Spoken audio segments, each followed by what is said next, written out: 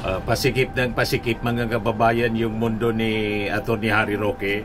Pero palaban po, nagwawala, nag-aamon mga kababayan si Atty. Harry Roque. Sige niya, subukan ninyo, nauliin ako. Itong qualified human trafficking, kung saan ito ay isang non-bailable. Ako yan ang paniwala ko. Hindi ko konsintihin ang isang tulad ni Harry Roque ng kaso, napakabigat po ng kaso. Qualified human trafficking, non-bailable offense. Sabi po ni Rimulya, Daisy naman, magsama-sama na kayo dyan sa DOJ. Mag-500 na utak pa kayo. Inahamon ko kayo. Sige, subukan nyo akong kunin. Sabi ni Noel Pagco, dito sa Pinas ka na lang magsalita, badig. Sabi ni Cesar Verde, ha ha ha ha, bilog nga ang mundo. Dati nasa taas ka, ngayon nasa baba ka na. Nagpapagang mga balita at pagtalakay sa mga isyu na lipungan. Bulsa! Opinyon, banat at paglalantad sa katotohanan. Bulsa! What you see is what you get. You decide. Pasikip ng pasikip mga kababayan yung mundo ni Atty. Harry Roque. Pero palaban po, nagwawala, nag-aamon mga kababayan si Atty. Harry Roque. Sige niya, subukan ninyo. Nauliin ako. Ito kasi mga kababayan yung mga latest na balita ngayon. Ibigay ko po sa inyo. Gusto na kasing ipakansila. Gumagalaw na yung ating Department of Justice. Ipapakansila na mga kababayan yung pasaporte ni Atty. Harry Roque. Tapos, Philippine moves to cancel Roque's passport as his asylum bid nears end. Yan si Harry Roque po. Sabi ni Boyeng Rimulya, naniniwala siya na yung Netherlands government will not turn a blind eye to the serious charges facing former presidential spokesperson Harry Roque in the Philippines, especially itong qualified human trafficking, kung saan ito ay isang non-bailable. Ako yan ang paniwala ko. Hindi ko konsintihin ang isang tulad ni Harry Roque ng kaso, napakabigat po ng kaso, qualified human trafficking, non-bailable offense. Sabi po ni Rimulya, Daisy naman that the justice system is working in the sense that we have given due process to him to answer. Si Roque na also na-link sa land grabbing case and na-involve sa kasong human trafficking scheme, nagsisik ng asylum sa Netherlands. Para makaiwas po sa prosecution, pinipersecute daw siya ng gobyerno. Walang persecution po. This is prosecution. Para panagutin sa mga kinasangkutan niya kaso, krimen. Sasabi po ni Rimulya, while the Netherlands will allow the asylum process to be completed before taking any action, the gravity of the charges against Roque would not be ignored by Dutch authorities. Asylum kasi is special process niya. Hayaan mo matapos muna. I'm sure that the asylum application will have to be finished before it's acted upon in the Netherlands. Roque denied all the allegations and claims he is being politically persecuted for criticizing the Marcos administration. Kaya sabi ni Rimulya, wala niyang ganun. The legal proceedings niya against Roque followed due process by noting that Roque was able to answer the complaint while in Abu Dhabi. He answered the complaint in Abu Dhabi. We considered everything, and the panel of prosecutors was able to reach a conclusion that he was to be charged. Pinag-aralang mabuti mga kababayan yung kaso at nakitaan ng malakas na ebidensya na talagang sangkot sa human trafficking. Kaya ang kaso niya po, qualified human trafficking. O ngayon, dumaldal siya, no? High blood si Harry Roque. Nag-aamon. Ang tapang niya po. Pero ayaw umuwi. Ayan si Harry Roque. Nagbabala pa siya. Nanakot pa, tinakot yung mga taga-DOJ po. Kakasuhan niya daw. Sabi ni Harry Roque po, umanda niya kayo. Bubuiltan ko kayo, kakasuhan ko kayo. Hindi niya lahat ng panahon sa inyo. Ang bula niya ay bilog. Umaasa siguro si Atty. Harry Roque na yung ating Pangulong Bongbong Marcos hindi makakatapos at si Sara maupong Pangulo. In your dreams, Atty. Harry Roque, tumakbo ka na lang ng tumakbo hanggang may lupa. Pasasa at maabot ka ng mahabang kamay ng ating batas. Ayan mga kababayan, pakinggan natin yung paghamon at pagbabanta ni Atty. Harry Roque. Magsama-sama na kayo dyan sa DOJ. Mag-500 na utak pa kayo. Inahamon ko kayo. Sige, subukan nyo akong kunin. Dahil nakaukit po yan, karapatang pantao po yan. Lalong-lalo na kung obvious na obvious yung ginawa ninyo na walang kaebidensya, dinawit nyo ako. Wala palang ebidensya. Umuwi ka na, sabi ni Atty. Panelo. Kahit ngayong kasama mo, hindi kumbinsido sa'yo si Atty. Panelo. Ang challenge niya sa'yo, bumalik ka na rito. Hindi siya naniniwala na political persecution. Sabi na, sino ba yun yung nagsabi nito? Ginagamit na niya ni Atty.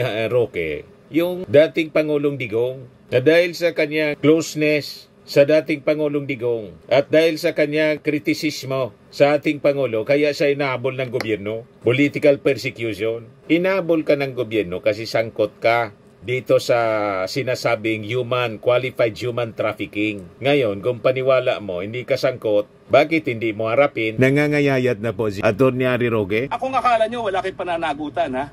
Hindi kayo dyan forever. Pag natapos na ang inyong panahon, babalikan ko kayong lahat. Ididimanda ko kayo lahat ng malicious prosecution. Nagbanta pa. Ang akala niya, matatakot, masisindak niya mga kababayan sa ganyang pagbabanta, yung mga taga-Department of Justice. Pagbabayarin ko kayo ng danyos, itaga nyo yan sa bato dahil sa ginawa nyo sa akin at sa aking pamilya. Walang forever. Weather lang yan. Bilog ang daigdig. Kaya wag kayong maging lasing sa kapangyarihan na akala nyo, never kayo magkakaroon ng pananagutan. Makakahabol po ang gulong ng katarungan sa inyong lahat. Gumulong na yung katarungan. Kaya nga yung amo mong si Digong nakakulong na. Dati si Dilima yung nakakulong. Di ba pinakulong ninyo si Laila Dilima? O ay nakabalik na po sa Congress. Kahit hindi senador, at least party list representative siya. Parehas man lang yung trabaho. At si Dilima na-invite ni Speaker Martin Romualdez na sumama sa panel of prosecutors ng House of Representatives sa impeachment trial laban kay Sara Duterte. O di ba? Yung sinasabi mong bilog ang mundo. Tama ka. Minsan nasa ibabaw, minsan nasa ilalim. Ang problema po, nasa ibabaw na ngayon. Si Laila Dilima, kayo naman yung nasa ilalim. Whether nga. Yung mga abuses ninyo, bumulta sa inyo. Ito na ngayon. Patong-patong na kaso ang kinakaharap ninyo. Yun ang mga reaction ngayon mga kababayan ng ating mga netizen. Sabi rito ni Rex Lial Rosaldes, same lang sa ginawa ninyo kay Dilima at sa ibang biktima. Bilog ang mundo, sabi mo nga.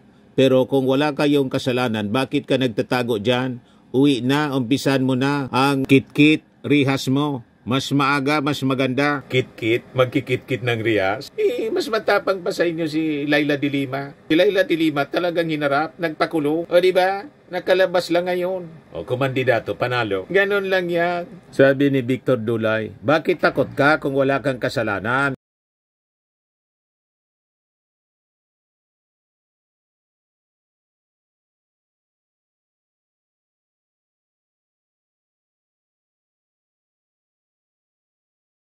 Sabi ni Binjo Basas, alam mo pala yung human rights, bilog ang mundo, walang forever etc. Uwi ka na, Teng. Sabi ni Lourdes Combocar, tapos na po ang turn ninyo. Nasa ibabaw kayo noon, ngayon ang nasa ilalim, yan ang pumalit ngayon. Ngayon sa inyo, gets mo, Roxy? Uwi ka na dito sa Pinas, magkape tayo. Sabi ni Bernabe Lumage, uwi ka na, akla, iniintay ka na ni Dilima. Kita ninyo, walang sympathy ang ating mga mamamayang Filipino kay Atty. Harry Roque. Paano naman magkakasimpati yung ating mga mamamayan sa tulad ni Atty. Harry Roque? Napaka-hambog, arugante, mayabang, naghamon pa. Naghamon siya habang nagtatago. Kala natin, sabi ninyo, mga maiisog kayo. Ibis nandito kayo, nagtatago kayo dyan. O, tapos, nang makulong si Digong, yung mga maiisog, nag-iiyakan. Bakit kayo nag-iiyakan? Mga maiisog kayo. Kumusta na pala yung people power ninyo? Bakit wala kayong maipong tao? Ayan tuloy. Binisita namin ni Mrs. doon sa headquarters ng Alyansa ng Bagong Pilipinas yung ating Pangulo. Presidente pa rin siya. Hanggang 2028, presidente siya. You see? Sabi ni Bernie Almasan, majority ng tao ngayon may access sa internet, updated sa nangyayari. Yung kaso niya ay kompleto sa testigo at ebidensya. Alam niya kung ano ang posibleng mangyari sa kanya. Sabi ni Chubby Gutierrez, uwi ka na.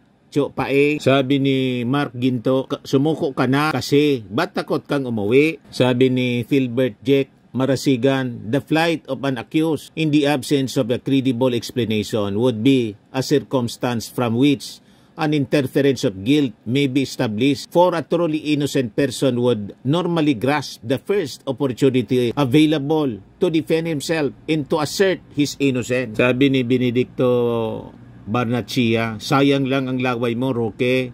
Kung talagang matalino ka, balik ka na sa Pinas at harapin mo ang mga kaso mo. Isama mo si De La Serna. Di ba mga kababayan? Mapipilitan talaga siya mga kababayan na bumalik dito kasi ika-cancel na yung kanyang pasaporte. Sabi dito sa kwento, if Roque's asylum claim niya is rejected and his passport invalidated, he would be classified as an undocumented alien and subject to deportation. Pag wala siyang asylum at na-cancel ang passport niya, he will have to be deported, sabi po ni Rimulya. Max Framing and Lifting Cream, pinapahid po sa mga pulses in affected area. Mainam po sa paninigas ng mga kaso-kasuan. Ito naman po, Automax Radiant Serum. Sa mukha naman yung application, anti-aging po siya. You will look 10 years younger than your age. Sa mga cancer patients naman po, baka lang gusto ninyo itong itry. Neng siya red mixed fruit drink. Hindi mo po siya gamot, food supplement siya. Kaya lang, gawa siya mga kababayan sa goji berry. Yung goji berry, may anti-cancer properties. O ngayon, yung mga inquiries ninyo, dumiritso na lang kayo sa aming messenger sa Facebook para masagot namin agad. Ayos pa? Ayos na ayosan niya, Mr. Maravilla. At sa mga naghanap po ng malinis and spacious fitness gym, pumunta lang po kayo sa aming Colossal Fitness Gym. May Grab car rental din po kami. Ito naman po yung bago naming product na binibenta online. Eye Glow Serum, whitening po siya. Tingnan ninyo yung epekto sa aking anak na architect before and now. Yung mga inquiries po ninyo, dumiretso na lang kayo sa kanyang Facebook account, Riz Maravillas.